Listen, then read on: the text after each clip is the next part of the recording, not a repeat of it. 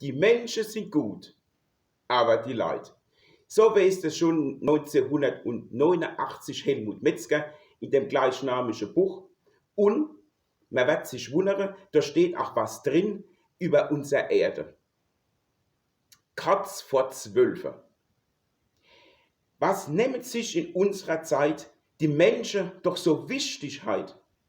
Ja, was sind wir dann auf dem Planet? Ein Augenblick, dahin geweht. Die Erde in ihrer heutigen Gestalt ist 5 Milliarden Jahre alt.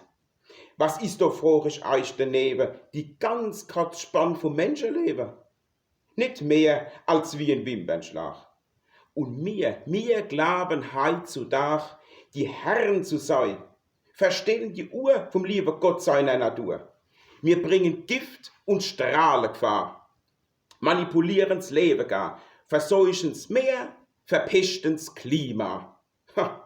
Und meinen auch noch, das wär prima.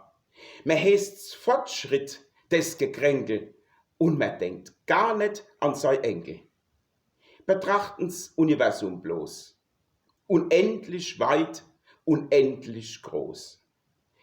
Da ist die Erde, denk ich im Stille, ein Spauz, nicht mehr als wie Bazille. Tun wir ins rechte Verhältnis rücken, vergehen uns dort die bläde Zicke, wie Gräserwahn und Übermut. Ein bisschen Demut tät uns gut. Wir sollten vor der Schöpfung kuschen, statt immer wieder neu zu pushen. Vielleicht ist uns da noch zu helfen.